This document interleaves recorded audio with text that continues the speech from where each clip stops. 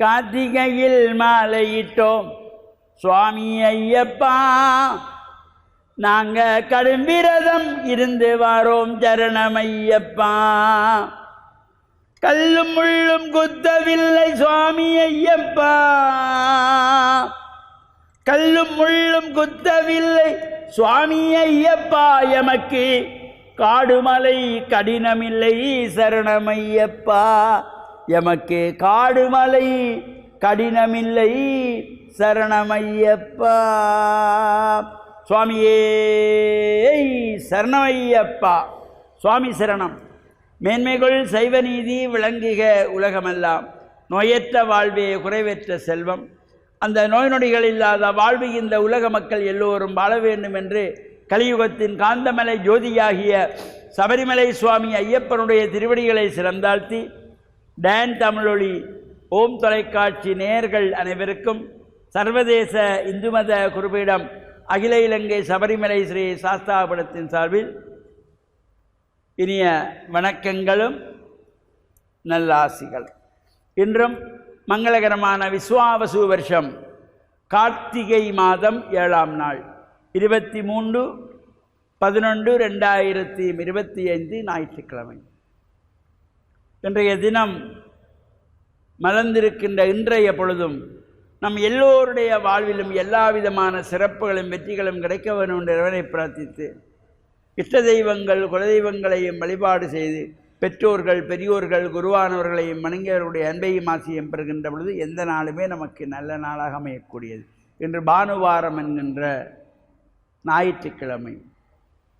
பொதுவாக இந்த சூரிய பகவானை வழிபாடு செய்வதற்கு காலையிலே சூரியன் உதிக்கின்ற பொழுது தரிசனம் செய்கின்ற பொழுது எல்லாவித நோய்களையும் தீர்க்கக்கூடிய சக்தி இந்த பானுவாரம் என்கின்ற ஞாயிற்றுக்கிழமை சூரிய தரிசனத்துக்குண்டு.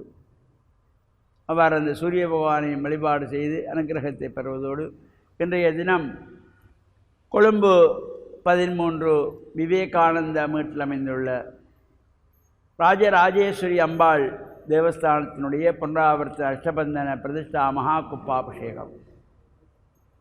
இலங்கையின் முதலாவது இந்து மத குருபீடாதிபதியாக திகழ்ந்த யாழ்ப்பாணம் நாயன்மார்கட்டு சிவாகம ஞானி அருள்ஜோதி சிவபிரம்மஸ்ரீ ஸ்கந்த சாம்ப சிவ சிவாச்சாரியார் அவருடைய குருவருளாசியும் சங்கான இருப்பத்தாள முருகமுத்தி ஆதீன குரு முதல்வர் சிவாகம ஞானி சிவபிரம்மஸ்ரீ சிவ நித்யானந்த சிவாச்சாரியார் அவருடைய விண்ணுலக ஆசியோடும் வவுனியா சர்வதேச இந்து மத குருபீடத்தின் வவுனியா மாவட்டத்தினுடைய தலைவராக வவுனியா அந்தன ஒன்றியத்தினுடைய போஷகராக திகழ்கின்ற சிவாகம கிரியாபூஷணம் ஸ்ரீ முத்து ஜெயந்திநாத குருக்களையா அவர்களுடைய அருளாசியோடும் இந்த ஆலயத்தினுடைய விவேகானந்த மேடு ராஜராஜரம்பாள் ஆலயத்தின் ஸ்தாபகர் மணிகண்ட சேவா பீடாதிபதி இறைசை திலகம் சிவாச்சாரிய குலபூஷணம் சிவஸ்ரீ சாம்பசிவ மணிக்குருக்கள் அவர்களுடைய பூரண நல்லாசியோடு இந்த மகா கும்பாபிஷேகம் சிறப்பாக நடைபெற இருக்கின்றது. இது ஆலயத்தினுடைய தர்மகர்த்தாக்களான சுப்பிரமணியம் ரவீந்திரகுமார் ரவி குருசுவாமி, அதே போல் ஆனந்தகுமார் சுவாமி, பாலகிருஷ்ணன் ஆகியோருடைய இந்த நிர்வாக தர்மகர்த்தாக்களுடைய ஒத்துழைப்போடு ஆலயத்தில் மாலை அணிந்திருக்கின்ற சாமிமார்கள் பக்தர்களுடைய அனைத்து பக்தர்களுடைய அனுசரணையோடும் இந்த மகா கும்பாபிஷேகமானது சிறப்பாக நடைபெற திருவிழா கூட்டியிருக்கின்றது. இன்று காலை 9 மணி 15 நிமிடம் முதல் 10 மணி 12 நிமிடம் வரை உள்ள சுபலக்ன மகா முகூர்த்தத்திலே இந்த மகா கும்பாபிஷேகம் சிறப்பாக நடைபெற இருக்கின்றது. தனியாரும் கலந்து கொள்வதோடு சபரிமலை சுவாமி ஐயப்பனுடைய பூஜை வழிபாடுகள் மண்டல விரதங்கள் அனைத்தும் சிறப்பாக நடைபெறுகின்றன. அகில இலங்கை சபரிமலை சாஸ்தாபுரத்தினுடைய 45வது ஆண்டாகவும் இந்த பூஜை வழிபாடுகள் சிறப்பாக கொழும்பு 13 கமலா மோடி மண்டபத்திலே நடைபெற்று கொண்டிருக்கின்றன. இந்த பூஜை வழிபாடுகள் நாம் கலந்து கொண்டு இறையருளை பெற்று மண்ணில் நல்ல வண்ணம் வாழ டான் தமிழொலி ஓம் தொலைக்காட்சி நேயர்கள் அனைவருக்கும் சர்வதேச இந்து மத குருபீடம் அகில இலங்கை சபரிமலை ஸ்ரீ சாஸ்தாபுரத்தின் சார்பில் நல்ல ஆசிகளை கூறிக்கொள்வதில் மனமகிழ்வு கொள்கிறோம். सर्वे जनाः सुखिनो भवन्तु समस्तसन्मङ्गलानि सन्तु शुभम्।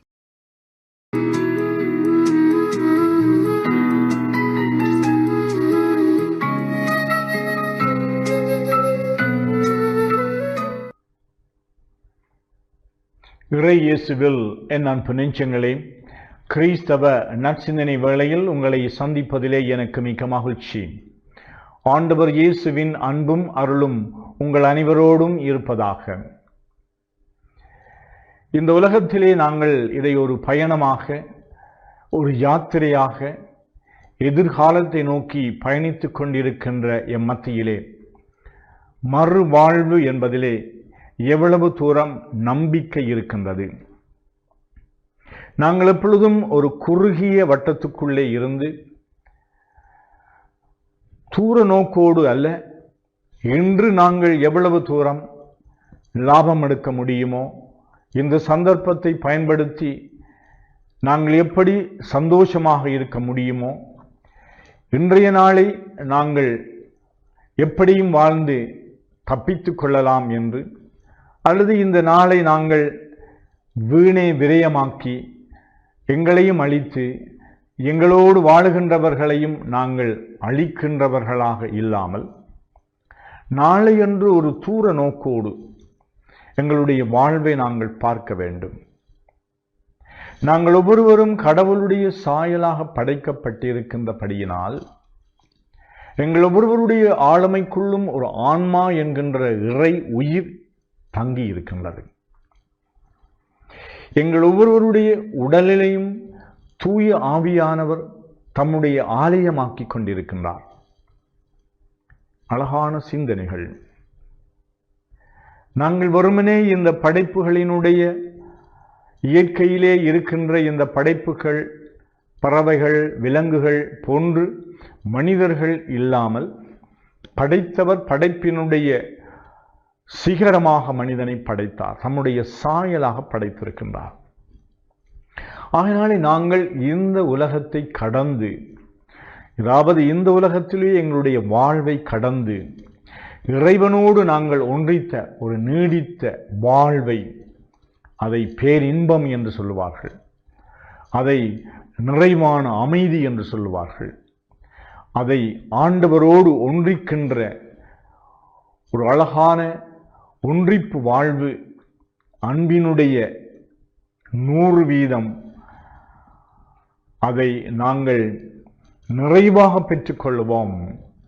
இங்கிருக்கின்றவற்றை அமைதி, சந்தோஷம், ஒப்புரவு, இவற்றிலே எல்லாவற்றையும் நாங்கள் நிறைவாக பெற்றுக்கொள்ளுகின்ற ஒரு இறைவனோடு சங்கமமாகின்ற அந்த நிலையான வாழ்வை நோக்கி பயணித்துக் கொண்டிருக்கின்றோம்.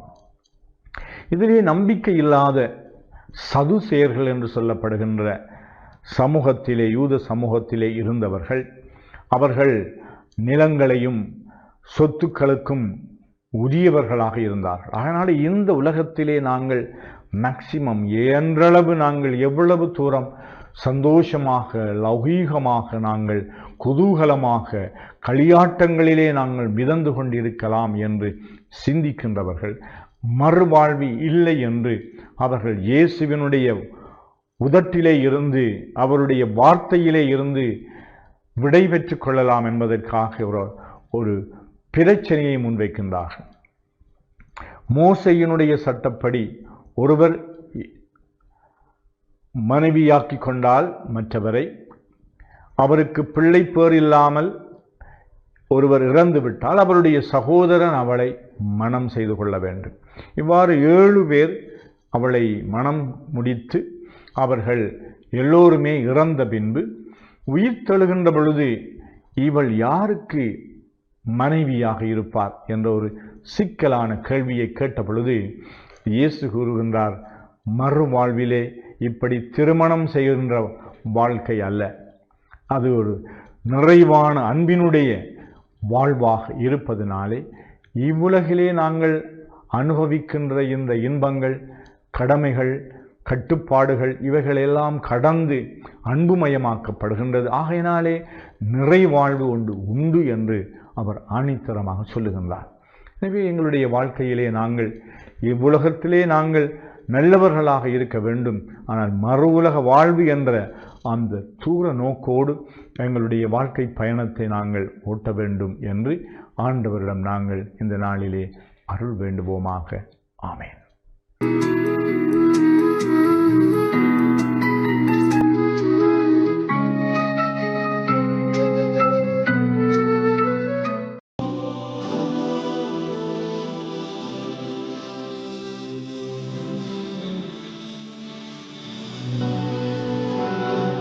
Bismillahirrahmanirrahim.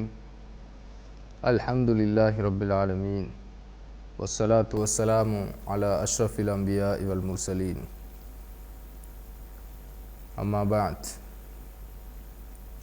Waqala an-nabiy sallallahu alayhi wa sallam, ala wa inna fil jasadi la mudghah idha salahat salaha al-jasadu kulluhu wa idha fasadat fasada al-jasadu kulluhu ala wahiyal qalb. சதக ரசூலுல்லாஹி ஸல்லல்லாஹு அலைஹி வஸல்லம். கண்ணியத்திற்குரிய அன்பார்ந்த நேயர்களே, அஸ்ஸலாமு அலைக்கும் வரஹ்மத்துல்லாஹி வபரகாத்து. மேற்கூறப்பட்ட இந்த நபி மொழியில் ரசூலுல்லாஹி ஸல்லல்லாஹு அலைஹி வஸல்லம் அவர்கள் கூறினார்கள், உங்களது உடலிலே ஒரு சதை பிண்டம் இருக்கிறது. அது சீராகிவிட்டால் முழு உடலும் சீராகிவிடும். அது சீர்கட்டுவிட்டால் முழு உடலும் சீர்கட்டுவிடும். அதுதான் உங்கள் உள்ளம் என்று சொன்னார்கள்.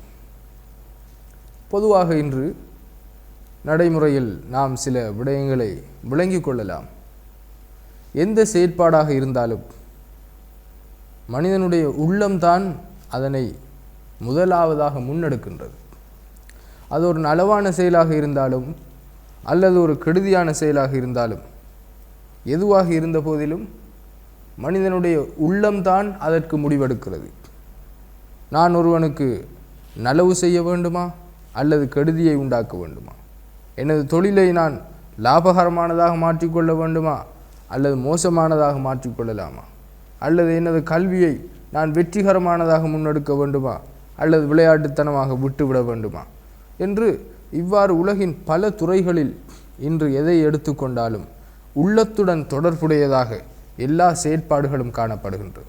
எனவே ஒருவன் நல்லவனாக இருப்பதற்கு, ஒருவன் நல்ல செயலை செய்வதற்கு, நல்ல விடயங்களை வாழ்வில் முன்னெடுப்பதற்கு உள்ளத்திலே நல்ல தன்மை, நல்ல எண்ணம் இருந்தால் அது அவனை சீரான நேரான பாதையில் வழிநடத்தக்கூடியதாக இருக்கும். உள்ளம் சீர்கட்டு விட்டால், உள்ளம் கெடுதியை உண்டாக்கிவிட்டால், உள்ளம் கெடுதியை எண்ணுமானால் அது தனக்கும் நஷ்டத்தை உண்டாக்கி தன்னை சூழவுள்ள பௌதிக உயிர்கள் எல்லாவற்றிற்கும் அது கெடுதியை உண்டாக்கக்கூடியதாக மாறிவிடும். உலகில் நடக்கக்கூடிய அனைத்து பிரச்சனைகளுக்கும் காரணம் உள்ளம் சீர்கட்டு இருப்பது. மக்களுடைய உள்ளம் எப்போது நலவை உண்டாக்குமோ, நலவை எண்ணுமோ, நான் எந்த நலவை உண்டாக்கி கொள்ள வேண்டும், எந்த விடயத்தை என்னுடைய வாழ்வில் சீரானதாக மேற்கொள்ள வேண்டும் என்ற விடயத்தை எப்போது அது முன்னெடுக்குமோ, அது சிந்தனைக்கு கொண்டு வருமோ, அப்போது வாழ்வின் எல்லா செயற்பாடுகளும் நலவானதாகவும் நன்மை பயக்கக்கூடியதாகவும் மாறும். எப்போது உள்ளம் கெடுதியை எண்ணுமோ, கெடுதியான விடயத்தை நான் இதனை செய்வதை யாரும் பார்த்து விடக்கூடாது, நான் இந்த திட்டம் தீட்டுவது யாருக்கும் தெரிந்துவிடக்கூடாது என்று எப்போது உள்ளம் எண்ணுமோ, அந்த உள்ளம் கெடுதியை எண்ணுகின்றது. அந்த உள்ளம் சமூகத்திற்கு கேடு விளைவிப்பதை முன்னெடுக்கப் போகின்றது. எனவே இந்த உள்ளத்திலிருந்து நாங்கள் பாதுகாப்பு பெற வேண்டும். எனவே எங்களுடைய சிந்தனைகளை சீராக்க வேண்டும், நலவை எண்ண வேண்டும். இதைத்தான் ரசூலுல்லாஹி ஸல்லல்லாஹு அலைஹி வஸல்லம் அவர்கள் மேற்கண்ட பொன்மொழியிலிருந்து எங்களுக்கு போதனையாக கற்றுத் தந்திருக்கிறார்கள். எனவே அதனை வாழ்வில் எடுத்து செயற்படுத்துவதற்கு எல்லாம் வல்ல அல்லாஹு தாலா நம் அனைவருக்கும் அருள் புரிவானாக. வஆகிரு தஅவானா அல்ஹம்துலில்லாஹி ரப்பில் ஆலமீன். வஸ்ஸலாமு அலைக்கும் வரஹ்மத்துல்லாஹி வபரகாத்துஹு.